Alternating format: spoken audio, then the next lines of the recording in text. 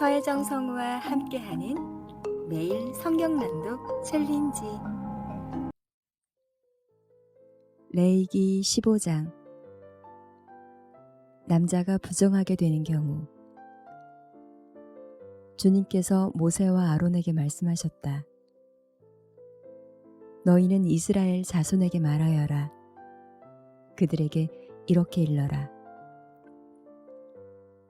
어떤 남자가 성기에 고름을 흘리면 그는 이 고름 때문에 부정하다. 다음은 고름을 흘리는 남자와 관련하여 부정하게 되는 경우들을 밝힌 규례이다. 그 남자의 몸에서 고름이 줄곧 흘러나오든지 그 남자의 몸에 고름이 고여 있든지 하면 그는 그것 때문에 부정하다. 고름을 흘리는 남자가 눕는 자리는 모두 부정하다. 그가 앉는 자리도 모두 부정하다. 그의 잠자리에 닿는 사람은 모두 그 옷을 빨고 물로 목욕을 하여야 한다. 그래도 그는 저녁 때까지 부정하다. 고름을 흘리는 남자가 앉았던 자리에 앉는 사람들도 그 옷을 빨아야 하고 물로 목욕을 하여야 한다. 그래도 그는 저녁 때까지 부정하다. 고름을 흘리는 남자의 몸에 닿는 사람들도 모두 그 옷을 빨고 물로 목욕을 하여야 한다. 그래도 그는 저녁 때까지 부정하다. 고름을 흘리는 남자가 뱉은 침이 깨끗한 사람에게 튀면 침 묻은 그 사람은 옷을 빨고 물로 목욕을 하여야 한다. 그래도 그는 저녁 때까지 부정하다. 고름을 흘리는 남자가 타고 다니는 안장도 모두 부정하다. 그리고 그 고름을 흘리는 남자가 깔았던 어떤 것에 닿은 사람은 누구든지 저녁 때까지 부정하다. 그런 물건을 옮기는 사람도 그 옷을 빨고 물로 목욕을 하여야 한다. 그래도 그는 저녁 때까지 부정하다. 고름을 흘리는 남자가 그 손을 물로 씻지 않고 어느 누구를 만졌으면 그에게 닿은 사람은 그 옷을 빨고 물로 목욕을 하여야 한다. 그래도 그는 저녁 때까지 부정하다. 고름을 흘리는 남자가 만진 오지 그릇은 깨트려 버려야 한다. 그가 만진 것이 나무 그릇일 때는 모두 물로 씻어야 한다. 고름을 흘리는 남자가 나아서 정하게 되려면 이래 동안 기다렸다가 옷을 빨고 흐르는 물에 목욕을 하여야 한다. 그런 다음에야 정하게 된다. 여드레째 되는 날에 그는 산비둘기 2마리나 집비둘기 새끼 2마리를 가지고 주 앞 곧 회막어기로 와서 제사장에게 주어야 한다. 그러면 제사장은 그것들을 받아서 하나는 속죄제로 드리고 나머지 하나는 번제로 드린다. 제사장은 그렇게 함으로써 그 남자가 고름을 흘려서 부정하게 된 것을 주 앞에서 속하여 준다. 남자가 정액을 흘리면 자기 온몸을 물로 씻어야 한다. 그래도 그 사람은 저녁 때까지 부정하다. 정액이 묻은 옷이나 가죽은 모두 물로 빨아야 한다. 그는 저녁 때까지 부정하다. 남자가 여자와 동침하였다가 정액을 쏟으면 2사람이 다 물로 목욕을 하여야 한다. 그래도 그들은 저녁 때까지 부정하다. 여자가 부정하게 되는 경우. 여자가 몸에서 피를 흘릴 때에 그것이 그 여자의 몸에서 흐르는 월경이면 그 여자는 이래 동안 불결하다. 그 여자에게 닿는 남자는 모두 저녁 때까지 부정하다. 그 여자가 불결한 기간에 눕는 자리는 모두 부정하다. 그 여자가 앉았던 모든 자리도 부정하다. 그 여자의 잠자리에 닿는 남자는 모두 옷을 빨고 물로 목욕을 하여야 한다. 그 남자는 저녁 때까지 부정하다. 그 여자가 앉았던 자리에 닿는 남자는 누구나 옷을 빨고 물로 목욕을 하여야 한다. 그 남자는 저녁 때까지 부정하다. 그 여자가 눕는 잠자리든 앉는 자리든 어떤 남자가 그 자리에 닿으면 그 남자는 저녁 때까지 부정하다. 어떤 남자가 그 여자와 동침하면 그 여자의 불결한 상태가 그 남자에게 옮아서 이래 동안 부정하고 그 남자가 눕는 자리도 모두 부정하다. 어떤 여자가 자기 몸이 월경기간이 아닌데도 여러 날 동안 줄곧 피를 흘리거나 월경기간이 끝났는데도 줄곧 피를 흘리면 피가 흐르는 그 기간 동안 그 여자는 부정하다. 몸이 불결한 때와 같이 이 기간에도 그 여자는 부정하다. 그 여자가 피를 흘리는 동안 눕는 자리는 모두 월경기간에 눕는 자리와 마찬가지로 부정하고 그 여자가 앉는 자리도 월경기간에 앉는 자리가 부정하듯이 모두 부정하다. 누구나 이런 것들에 닿으면 부정하다. 그는 옷을 빨고 물로 목욕을 하여야 한다. 그는 저녁 때까지 부정하다. 그러나 흐르던 피가 먹고 나서도 정하게 되려면 그 여자는 이래 동안 기다려야 한다. 그런 다음에야 정하게 된다. 여드레째 되는 날에 그 여자는 산 비둘기 2마리나 집 비둘기 새끼 2마리를 회막어기에 제사장에게로 가져와야 한다. 그러면 제사장은 그것들을 받아서 하나는 속죄제로 드리고 나머지 하나는 번제로 드린다. 제사장은 그렇게 함으로써 그 여자가 피를 흘려 부정하게 된 것을 주 앞에서 속하여 준다. 너희는 이스라엘 자손이 부정을 타지 않도록 하여라. 그들 가운데 있는 나의 성막을 부정하게 하였다가는 그것 때문에 그들은 죽음을 면하지 못한다. 위에서 말한 것은 남자가 성기에서 고름을 흘리거나 정액을 흘려서 부정하게 되었을 때에 지킬 규례로서 몸이 월경 상태에 있는 여자와 부정한 것을 흘리는 남녀와 그리고 월경 상태에 있는 여자와 동침한 남자가 지켜야 할 규례이다. 잠언 29장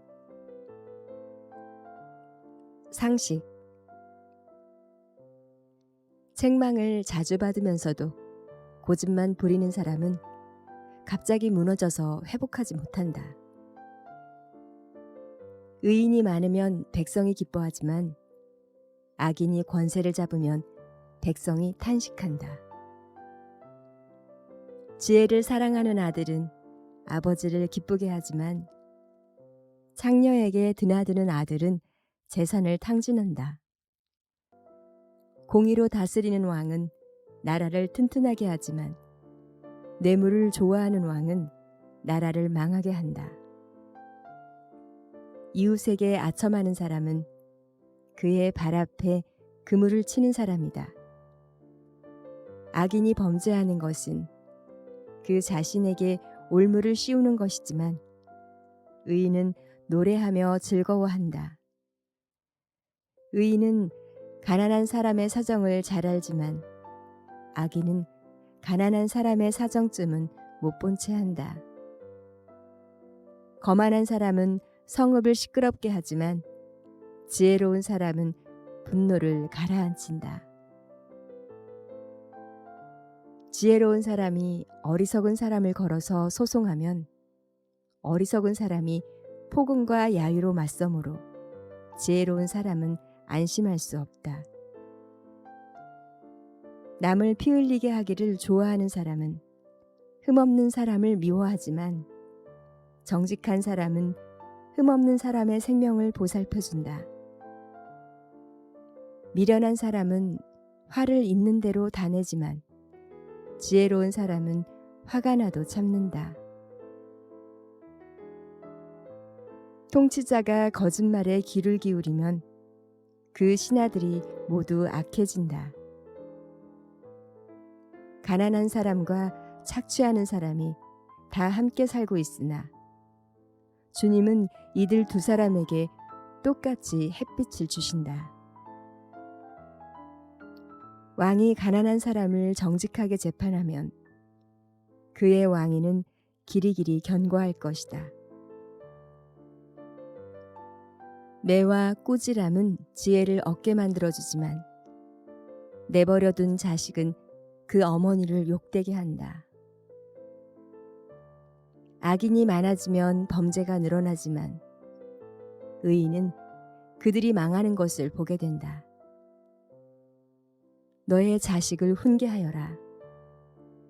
그러면 그가 너를 평안하게 하고 너의 마음에 기쁨을 안겨줄 것이다. 계시가 없으면 백성은 방자해지나 율법을 지키는 사람은 복을 받는다. 말만으로는 종을 제대로 가르칠 수 없으니 다 알아들으면서도 따르지 않기 때문이다.